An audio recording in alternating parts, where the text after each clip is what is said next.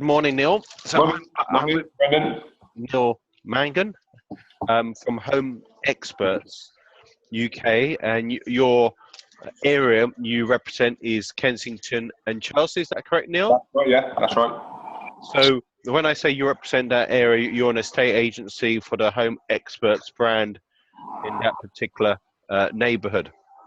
Yeah. So the purpose of this interview today, one is to really cover some topical issues, and the most topical issue right now is about the letting agents and fees or fees which letting agents won't be able to charge.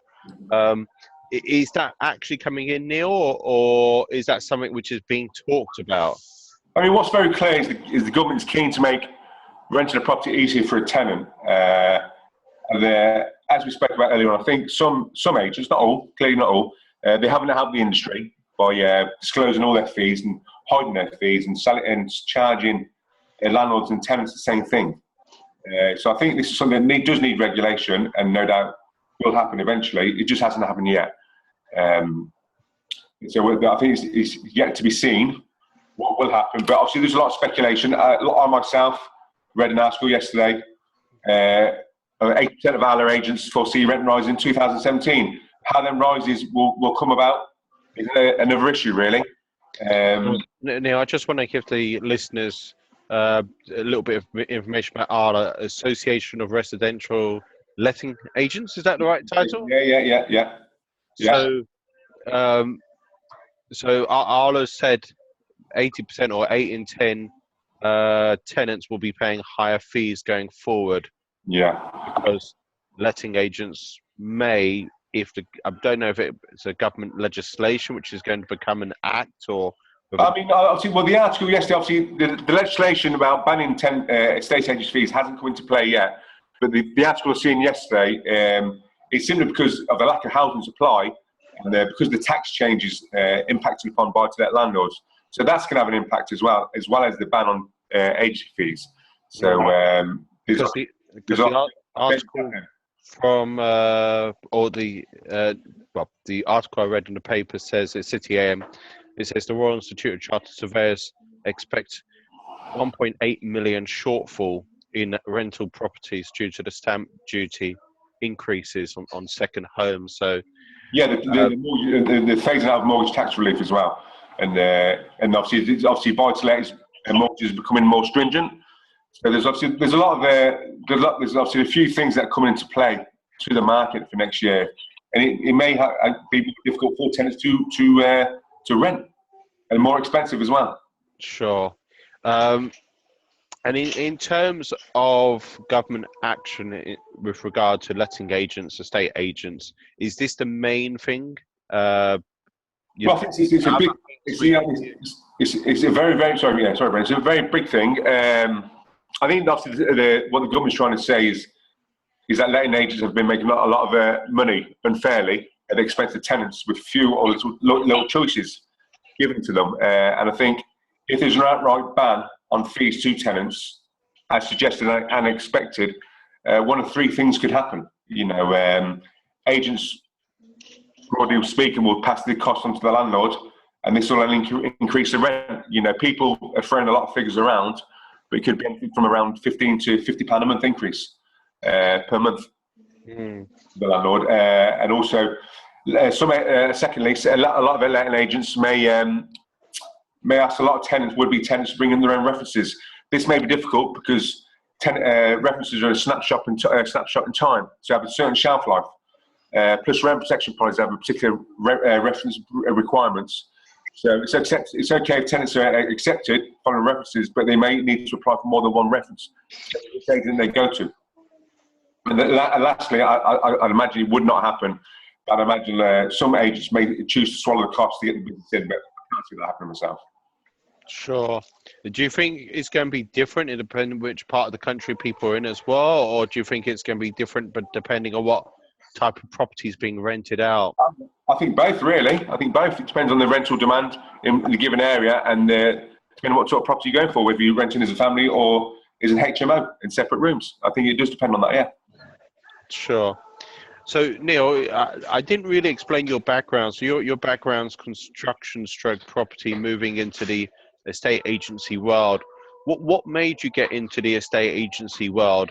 What I guess in many ways, a lot of things really. I've been buying and selling and flipping properties and refurbing and selling since 25.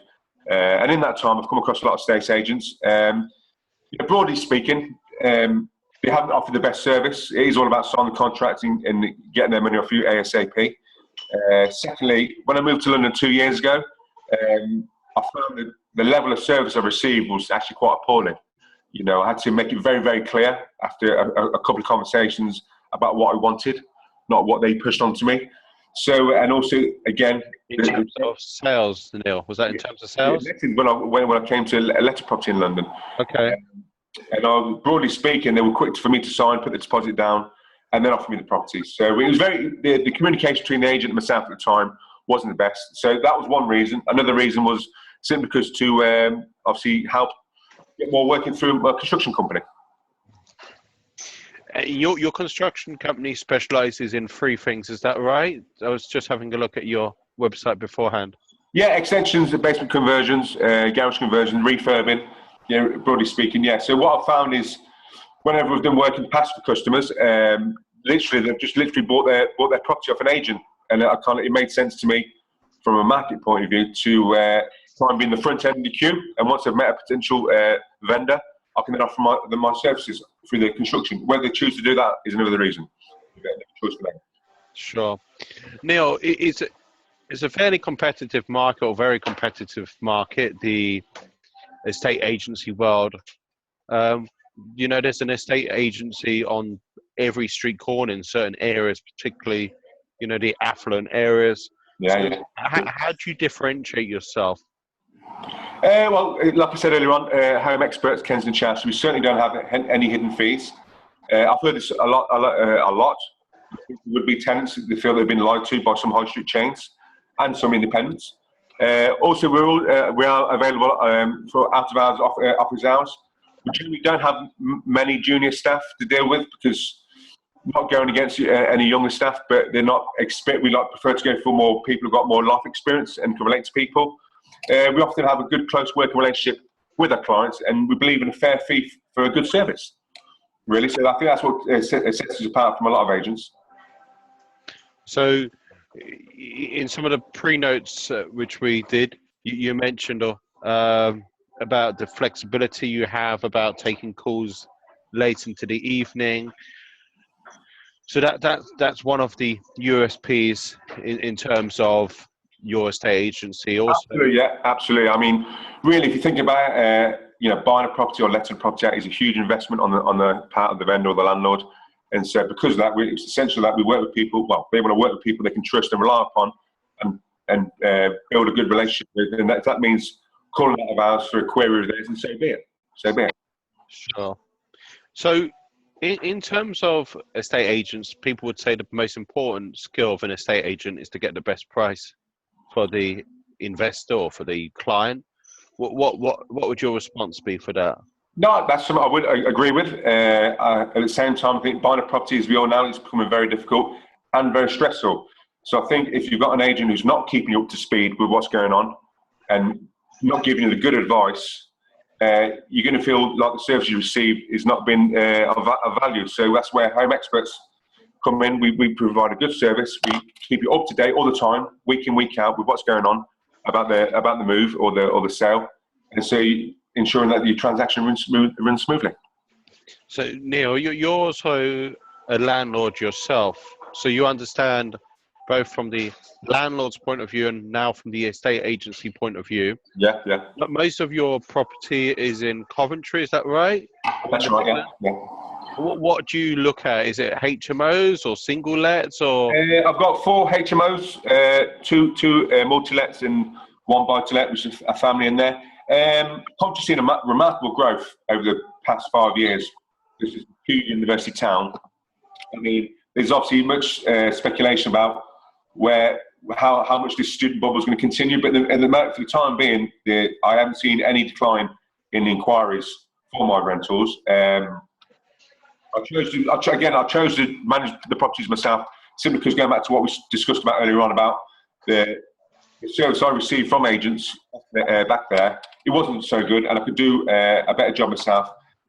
Because whenever an emergency occurred from the tenants, it would always be 2 or 3 days before I found out exactly what was going on. You know, I wanted to know straight away so I could be hands-on, and that never happened with the agents that I used. So it's not been a gradual process for me to become an estate agent, and because of the service I've received in the past. Sure. Neil, I'm going to throw a curveball here. Yeah. So one of the questions I often ask in my videos is, what's the best investment or best thing you've done for £100, best thing you've invested in? So just for example, one of my speakers, one of those who've been on my panel, Ivo Gospodinov, invested in, I think it's called a Nutra Bullet, and it's sort of like a juicer. It's quite an interesting story, that NutriBullet, because I heard another podcast about that particular company online. Some people talk about software like Arf Online or Zero. Is there anything you've invested in which you thought for £100, which gave you a massive return? Yeah, joining your group, Brandon, for £100. Okay. No, to the top of your head, no. Apart from work, apart from the Home Experts brand, all the software comes with package. We use PanUp software, and that's part of the package, and we use it 3D. That's very good, and that's quite cheap. But other than that, no, I can't think of anything that cost me £100 of any immediate value, other than my membership to the gym. It keeps me very fit. Okay. Yeah. No, but people look at daily structures and what they do in the day, and what advice would you give to someone who's looking to start that property journey? Who's thinking, look, all this government regulation now, we're put off. You can read the classics like Rich Dad, Poor Dad, and so forth, and read about the advantages of property, but the government certainly is looking at tackling the issues of being an investor, particularly a part-time investor rather than someone who's full-time. I know some people who've sold off their property as well because of the government regulation, the tax issues. Yeah. But someone who's starting their journey, what advice would you give them? What strategy should they look at as well? I think it would help if they came to, depending where they were in the country, it would help if they come to a lot of property network meetings to develop an education. I admit myself, when I started off when I was 25, I was very lucky. I bought an ex-council property for 20 grand, and then within 2 days, I remortgaged it because the value was 100 grand, and that's what started me off. But even then, I made a lot of mistakes, and so I think by going to a property network meetings early on would have educated me in what choices to make, what right choices to make. I think speaking to not just one, but a few mortgage brokers about what's possible for you. I wouldn't overstretch yourself. Always leave a bit of money, plus 10% for your refurbing, because refurbs generally do go over price. So there's a lot of things on a property journey that people don't really take into account when they first buy the property that they ought to. And I think if they take a step back and educate themselves, find a network meeting, or even if they get a mentor of some kind, or a friend who's been there before, that'll help them in their journey, definitely. Sure.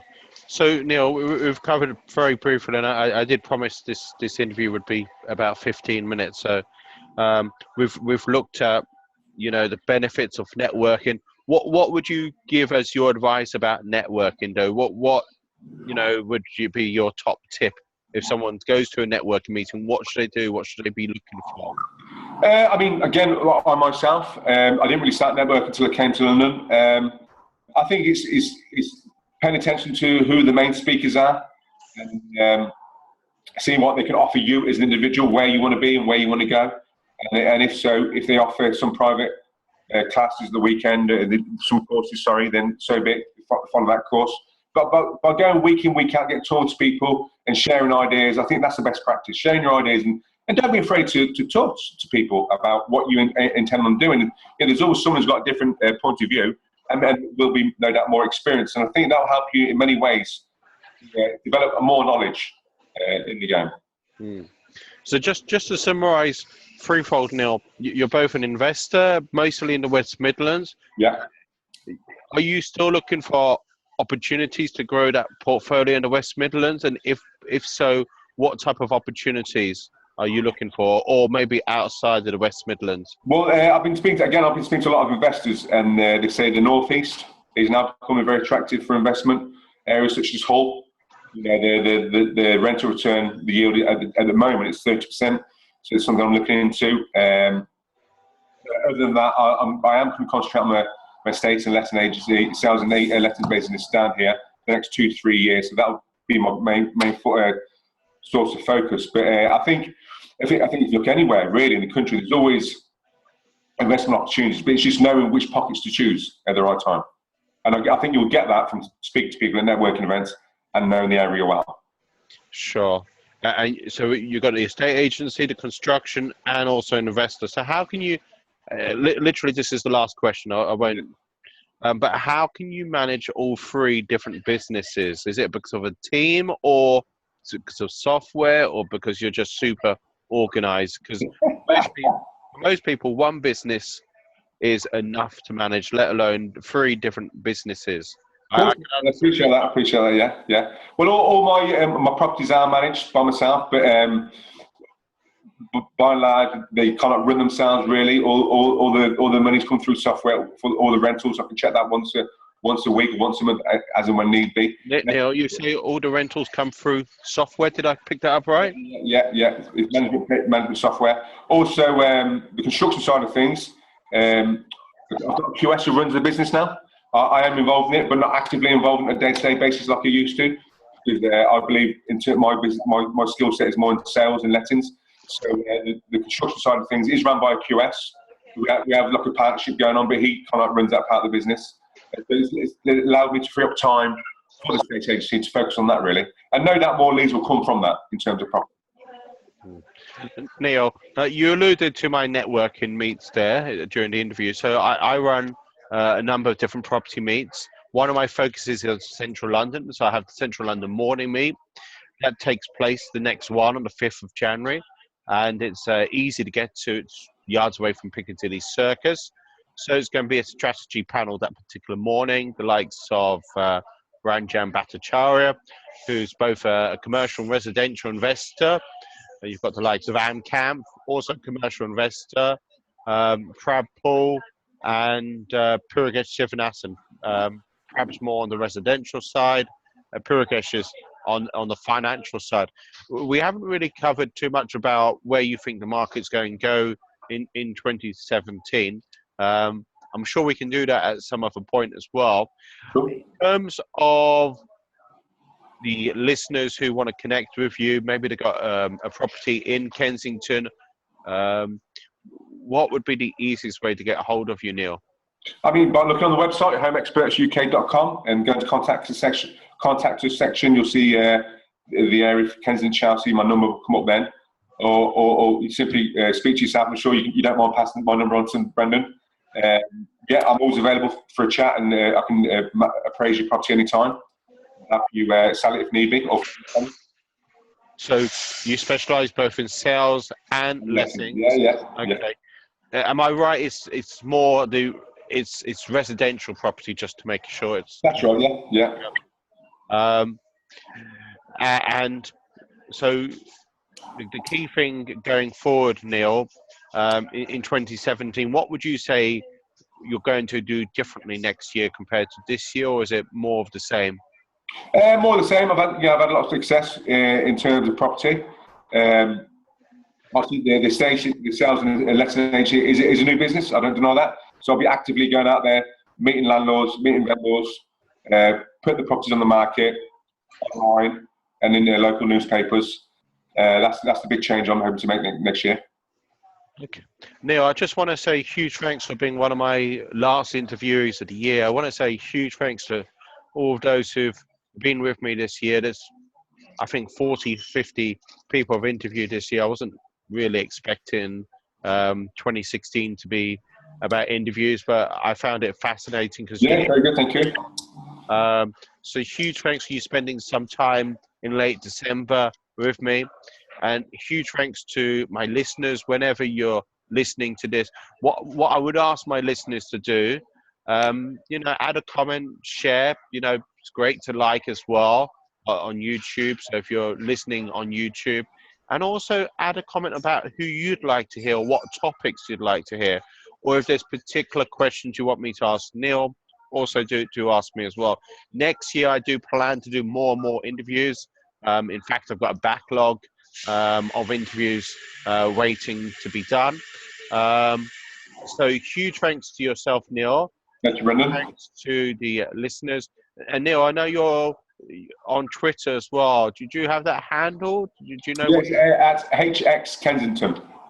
So at HX Kensington. That's right. Yeah, thank you. So I'm quite active on Twitter.